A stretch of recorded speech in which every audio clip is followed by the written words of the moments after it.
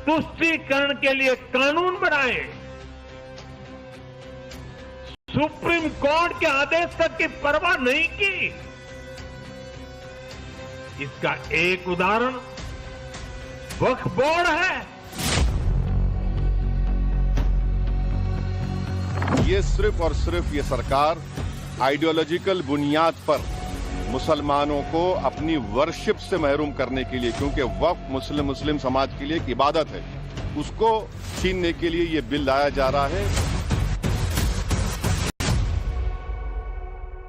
वक्फ के नाम पर ये माफियागिरी तो कंट्रोल करनी पड़ेगी और उसको हम कंट्रोल कर रहे हैं। हिंदुस्तान का वो तबका जो इन मसाजिद के औकाफ को हड़प करना चाहता है, कहता है अगर किसी वक्फ जमीन या मस्जिद या किसी भी चीज के कागजात वक्फ के नहीं आए, उसको वक्फ नहीं माना जाएगा। तुष्टीकरण की राजनीति है। This is a politics of appeasement. ये देश को कमजोर करने के लिए वक्फ बोर्ड के माननीय सदस्यों ने जिन विषयों को उनके साथ चर्चा की, हाय तौबा मची है, आसमान सिर पर उठा रखा है। वक्फ संशोधन बिल न हुआ, बवाल का पिटारा हो गया। एनेक्सर में उनको शामिल कर लिया गया है। विरोध में सांसें फूली जा रही हैं विपक्ष की। मुसलमानों का हितैषी कौन? तुम नहीं हम। ओवैसी बमकते हैं, कल्याण बनर्जी मचलते हैं, केजरीवाल वाले संजय तो दिव्य दृष्टि से पूरा कुरुक्षेत्र ही देख रहे हैं, दिखा रहे हैं, बता रहे हैं। आज आप वक्फ की संपत्तियों को कब्जा कर रहे हैं, कल गुरुद्वारा की करेंगे, फिर मंदिर की करेंगे, फिर चर्च की करेंगे। वक्फ संशोधन बिल पर विपक्षी शोर कौवा कान लेकर भाग गया वाला है। शोर मचाते रहो ताकि वोट बैंक को लगे कि देखो हमारे लिए विपक्ष कितना लड़ रहा है। भाई, जेपीसी में शामिल विपक्षी सांसदों ने आरोप लगाया कि समिति ने उनकी बात ही नहीं सुनी। इसी विषय पर हंगामा हुआ। विपक्ष का एजेंडा 3 सूत्रीय है: भ्रम फैलाओ, भ्रम दिखाओ, भय दिखाओ और राजनीतिक तौर पर इसको भुनाओ। हद तो ये देखिए, विपक्षी नेता तो अब ये कहने लगे हैं कि मोदी सरकार के निशाने पर वक्फ बिल के बाद अब गुरुद्वारे, गिरजाघर और मंदिर होंगे। भाई, गुरुद्वारे मंदिर तो मजबूरी में इनको कहना पड़ रहा है क्योंकि सेक्युलर दिखना है। अब आप सोचिए कि किस लेवल पर राजनीति चल रही है वक्फ के नाम। तो सवाल यही है कि इतना विपक्षी वितंडा क्यों है? क्यों छातियां पीटी जा रही हैं? वक्फ पर बेतहाशा चीखते विपक्षी शोर में इन सवालों की जवाब जरूरी है कि क्या वक्फ संशोधन बिल को पास कराकर सरकार मुसलमानों की संपत्तियां छीन लेगी? क्या सारी मस्जिदें सरकार की प्रॉपर्टी बन जाएंगी? बिल से आम मुसलमान की जिंदगी बदल जाएगी? या फिर विपक्ष का सारा शोर कौवा कान लेके चला गया वाला है? जेपीसी जब बनी थी तो जेपीसी में कांग्रेस वहां काम कर नहीं पाई और वहां पे ममता जी के एमपी ने बोतल फोड़ करके झगड़ा करने की कोशिश करी, वहां बातें नहीं रख पाई अपने।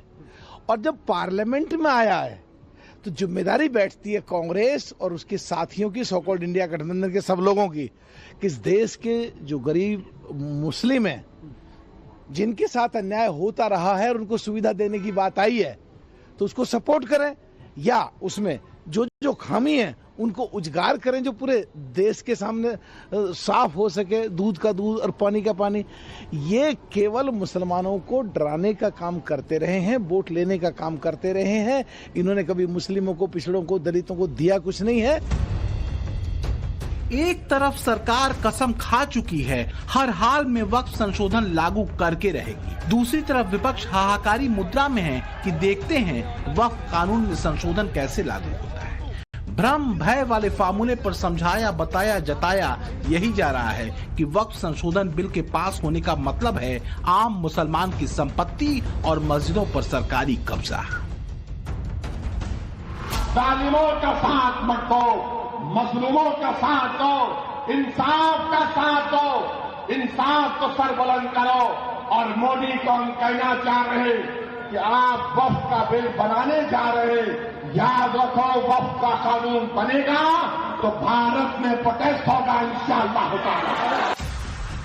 दरअसल विपक्ष की पीड़ा वक्फ नहीं है, उसकी पीड़ा है वोट बैंक। तो क्या वक्फ संशोधन बिल के मुद्दे पर उसकी सारी कोशिश ये दिखाते रहने की है कि वो मुसलमानों का सबसे बड़ा हमदर्द है? सच वो भी जानता है कि इस बिल के पास होने से न तो आम मुसलमानों को कोई नुकसान होने वाला है, न ही उन मस्जिदों का जिनको गिनाते हुए कट्टरपंथी मौलाना अपनी छातियां पीट रहे हैं। संसद में विपक्षी नेता और संसद के बाहर की मजलिसों में ये भ्रम खूब फैलाया जा रहा है कि वक्फ का सिर्फ और सिर्फ एक मकसद है, हमारी मस्जिदों को कब्जाना। औकाफ को हड़पना चाहते हैं। हमारी मस्जिदें इसी दिल्ली के अंदर 400-400, 500-500 साल की मस्जिदें हैं, जिसमें जमीयत उलमा का दफ्तर बना हुआ है। अब्दुल नबी अकबर के जमाने की मस्जिद है। और कितनी मस्जिदें जिनके पास औकाफ, अल्लाह अकबर, लाखों करोड़ के औकाफ हैं। जौनपुर में जाकर के देखो कैसी मस्जिदें हैं, दिल्ली के कुर्बो जवार में देखो कितनी बड़ी बड़ी मस्जिदें हैं। हिंदुस्तान का वो तबका जो इन मसाजिद के औकाफ को हड़प करना चाहता है, कहता है अगर किसी वक्फ जमीन या मस्जिद या किसी भी चीज के कागजात वक्फ के नहीं आए उसको वक्फ नहीं माना जाएगा। कौन 500 साल पुराने कागजात ला करके पेश कर देगा? कानून ये था कि जो मस्जिद बनी है, जो वक्फ पर बनती है, वो वक्फ है। आपको क्या दर्द है? क्या आप उस वक्फ को खत्म करते हैं? इसका मतलब है मुसलमानों की जमीन को हड़प करना चाहते हो, हराम खाना चाहते हो, इसलिए उन औकाफ को हड़प करना चाहते हो। हम इसको कबूल नहीं करते। सच यह है कि जो पुराना वक्फ कानून रहा है उसी का नतीजा है कि आए दिन कभी वक्फ संसद की जमीन को वक्फ की जमीन बता देता है, तो कोई सिरफिरा कुंभ के तीर्थ क्षेत्र को वक्फ की प्रॉपर्टी होने का दावा कर देता है। पूरे देश के कई राज्यों में कई जमीनों को लेकर सरकार और वक्फ के बीच संपत्ति का विवाद है। वक्फ के नाम पर धूर्तता और चालबाजी इस हद तक है कि कई आम मुसलमानों तक की संपत्ति को वक्फ बोर्ड ने हथिया रखा है। मूल रूप से वक्फ के पूरे देश में करीब 52,000 संपत्तियां थी। 2009 तक 4 लाख एकड़ तक की 3 लाख रजिस्टर्ड वक्फ संपत्तियां थी। आज की तारीख में 8 लाख एकड़ भूमि में फैली 8,72,292 से ज्यादा रजिस्टर्ड वक्फ की अचल संपत्तियां हैं। यानी महज 13 साल में वक्फ की जमीन दोगुनी हो गई। चल संपत्ति 16,713 है। वक्फ संशोधन बिल को पास कराने को लेकर सरकार की मंशा एक ही रही है, वक्फ और सरकार के बीच संपत्ति के विवादों से निपटना। ये हमने मांगा था राज्यों से, सभी राज्यों से देश के, कि आप जो वक्फ के साथ डिस्प्यूट है तो आप उस डिस्प्यूट के बारे में हमको इन्फॉर्मेशन दें कि अगर गवर्नमेंट की प्रॉपर्टी है और वक्फ क्लेम कर रहा है तो वो जिलेवार क्या है। उसी सिलसिले में उत्तर प्रदेश के भी सरकार ने हमको जेपीसी को रिपोर्ट दिया, जिसका आप उल्लेख करें, चाहे शाहजहांपुर, जौनपुर हो, भी कुछ ये जिले हैं जहाँ पे है क्लेम। अब स्वाभाविक है कि जहाँ पे अगर केवल वक्फ क्लेम कर रहा, अगर गवर्नमेंट की प्रॉपर्टी है तो हमने उसका रिपोर्ट का पार्ट बनाया है। अब आगे अगर वहाँ पे कोई रिचुअल नहीं हो रहा है, कोई रिलीजियस रिचुअल नहीं है और गवर्नमेंट की प्रॉपर्टी है, तो उसके बाद अब राज्य सरकार को ही कार्रवाई करनी है। लेकिन विपक्षी नेता और मुसलमानों का मसीहा बनने को बेताब चेहरे वक्फ संशोधन को सीधे मुसलमानों की अस्मिता से जोड़कर दिखा रहे। मुसलमानों को भड़काने का सूत्र एक नहीं कई है। बिल का विरोध करने के पीछे तर्क ये है कि इस बिल से मुसलमानों की संपत्ति पर खतरा बढ़ जाएगा। ये बिल मुसलमानों को इबादत से दूर करने की साजिश है, क्योंकि वक्फ इबादत की तरह है। इस बिल से मस्जिदों को छीनने की कोशिश की जा रही है। बिल वास्तव में वक्फ को बर्बाद करने के लिए है। इसके जरिए दरगाहों, कब्रिस्तानों को छीनने की साजिश रची जा रही है। ये सिर्फ और सिर्फ ये सरकार आइडियोलॉजिकल बुनियाद पर मुसलमानों को अपनी वर्शिप से महरूम करने के लिए, क्योंकि वक्फ मुस्लिम समाज के लिए एक इबादत है, उसको छीनने के लिए ये बिल लाया जा रहा है। हम इसका कंडेम करते हैं। और दूसरे जो JWC में ऐसे स्टेक होल्डर्स को बुलाया गया जिनको भारत के संविधान पे कोई भरोसा नहीं, जिनके ऐसे ऑर्गेनाइजेशन को बुलाया गया जिनके ऑर्गेनाइजेशन के मेंबर्स आतंकवादी केसेस में अरेस्ट हुए हैं, मर्डर चार्जेस उनके ऊपर हैं, ऐसे लोगों को बुलाया गया है। और जल्दबाजी में ये JWC की रिपोर्ट को दिया गया है। इसमें जो भी रिकमेंडेशंस है तमाम अपोजिशन पार्टीज ने उसका ओपनली पुरजोर उसकी हमने मुखालिफत की है। और आज स्पीकर साहब से हमने जो मुलाकात की थी, स्पीकर साहब के इंटरवेंशन के ऊपर जो डिसेंट रिपोर्ट्स अपोजिशन MPs के थे जिसको रिडैक्ट कर दिया गया था, उसमें से 70% रिडैक्टेड वर्जन को शामिल करने का स्पीकर साहब ने एश्योरेंस दिया है, जो आज होम मिनिस्टर ने भी उसको कहा है। मगर ये जो बिल लाया जा रहा है ये वक्फ को बचाने के लिए नहीं, वक्फ को बर्बाद करने के लिए, मस्जिदों को, दरगाहों को, कब्रिस्तान को मुसलमानों छीनने के लिए लाया जा रहा है और इसका मुस्लिम समाज रिजेक्ट कर चुका है। Thank you. तो जितनी मासूमियत से ओवैसी एक वर्ग को पीड़ित बताने और समझाने की कोशिश कर रहे हैं, उस वर्ग के कई लोगों की ही संपत्ति का एक बड़ा हिस्सा कई सियासी और मजहबी रंगबाजों ने दबा रखा है।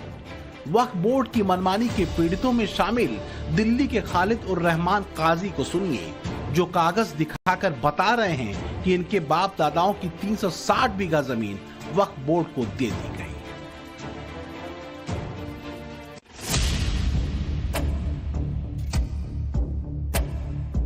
वक्फ को लेकर विपक्ष की आज की तस्वीर जिस तुष्टीकरण वाली है, उसी तुष्टीकरण के खेल ने वक्फ कानून को तैयार किया था।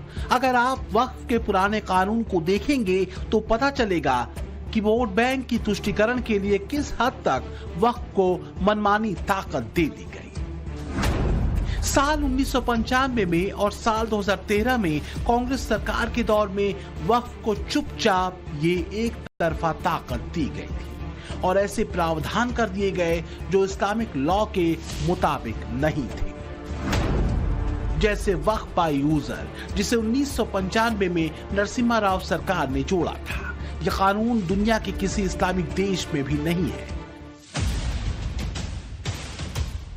वक्फ बाय यूजर का मतलब ये कि जिस संपत्ति के वक्फ होने के कागजात न भी हों और आप उसे धार्मिक काम के लिए इस्तेमाल करते हो, आप उसे वक्फ कर सकते हैं। मतलब एक तरह से खुली छूट मिल गई कि जिस जमीन पर उंगली रख दो वो तुम्हारी। आप ये समझिए कि ये प्रावधान कितना खतरनाक है कि राम जन्मभूमि केस और ज्ञानवापी केस में वक्फ बाय यूजर प्रावधान का इस्तेमाल किया गया था। पीएम मोदी इसी मनमानी को रोकने के लिए वक्फ संशोधन बिल लेकर आए। बात बराबरी और संतुलित शक्ति की है, बस यही संतुलित बदलाव अब विपक्ष को अखर रहे हैं। कांग्रेस ने तुष्टीकरण के लिए कानून बनाए, सुप्रीम कोर्ट के आदेश तक की परवाह नहीं की।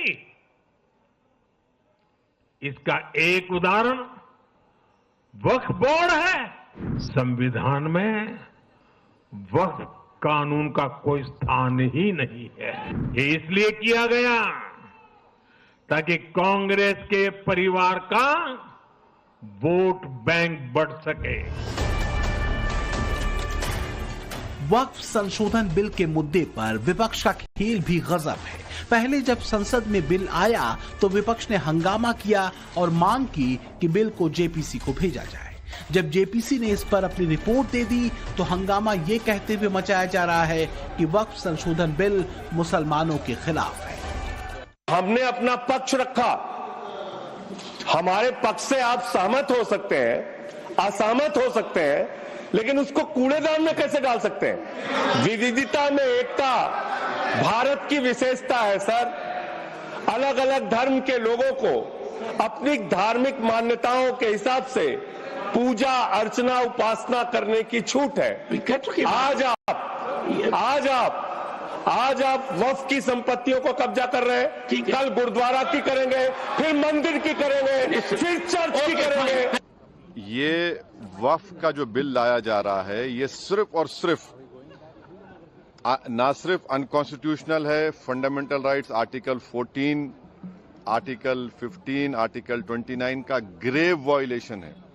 ये वक्फ को बचाने के लिए नहीं है, वक्फ को मुसलमानों से छीनने के लिए, बर्बाद करने के लिए ये बिल लाया जा रहा है।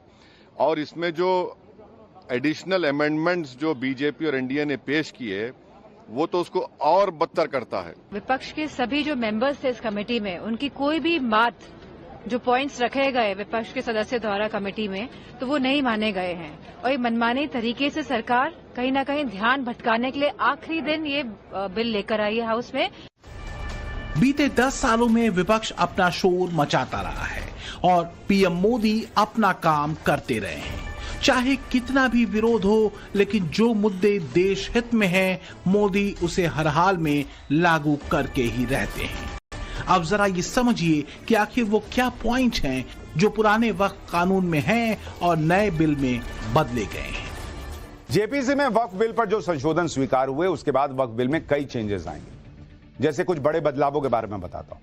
वक्फ बोर्ड के पुराने कानून के सेक्शन 40 के मुताबिक रीजन टू बिलीव में अगर वक्फ बोर्ड किसी संपत्ति पर दावा करता है तो उसके खिलाफ सिर्फ ट्रिब्यूनल में अपील की जा सकती है।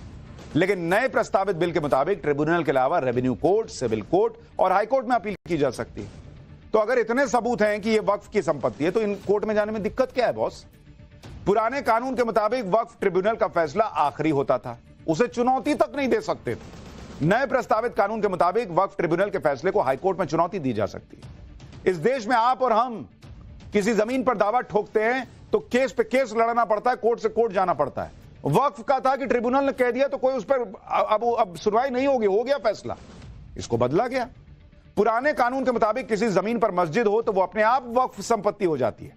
नए प्रस्तावित कानून के मुताबिक जब तक कोई वक्फ को जमीन दान नहीं करता तब तक वो वक्फ संपत्ति नहीं होगी, भले उस पर मस्जिद ही क्यों ना बनी। पुराने कानून के मुताबिक वक्फ बोर्ड में महिला और दूसरे धर्म के लोगों की एंट्री नहीं होगी। नए प्रस्तावित कानून के मुताबिक वक्फ बोर्ड में 2 महिलाओं और अन्य धर्म के 2 सदस्यों की एंट्री होगी। और आप सोचिए, ऐसे महत्वपूर्ण बदलावों को विपक्ष रोकना चाहता है।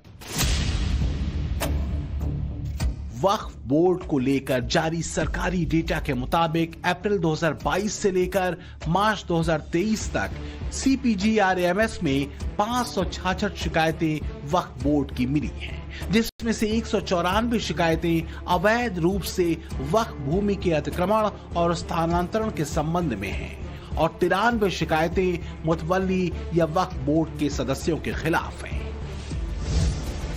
सरकार ने वक्फ ट्रिब्यूनल कोर्ट की कार्यप्रणाली का विश्लेषण किया और पाया कि ट्रिब्यूनल कोर्ट में 40,951 मामले लंबित हैं, जिनमें से 9,942 मामले मुस्लिम समुदाय द्वारा वक्फ प्रबंधित संस्थाओं के खिलाफ दायर किए गए।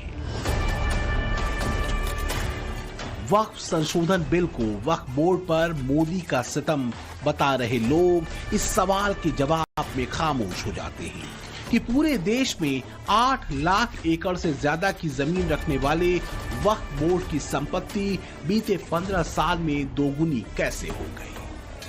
आखिर इतनी ज्यादा जमीन और संपत्ति रखने वाली संस्था पर गड़बड़ियों के आरोपों को नजरअंदाज कैसे किया जा सकता है, खासकर तब जब ये संस्था हर दूसरे तीसरे महीने किसी न किसी संपत्ति को वक्फ की संपत्ति बता देती हो। और रेवेन्यू रिकॉर्ड के अनुसार जो लैंड राजस्व विभाग की है या नगर पंचायत की या ग्राम पंचायत की है, उस पर सरकार को अपने कार्यक्रम को आगे बढ़ाने का पूरा अधिकार है। लेकिन ये वक्फ के नाम पर ये माफियागिरी तो कंट्रोल करनी पड़ेगी और उसको हम कंट्रोल कर रहे हैं। घूम फिर कर बात वहीं आती है कि चूंकि नए बिल से दिक्कत वक्फ की संपत्ति दबाकर बैठे सफेद पोश चेहरों की बढ़ने वाली है, इसलिए बेचैनी ज्यादा है। इसलिए पहले बिल पर जेपीसी मांग और अब जेपीसी की रिपोर्ट तक पर ही सवाल विपक्ष उठा रहा है, जबकि सरकार ने विपक्ष के हर सवाल को गंभीरता से लेते हुए वक्फ संशोधन बिल पर एक सहमति बनाने की कोशिश की है।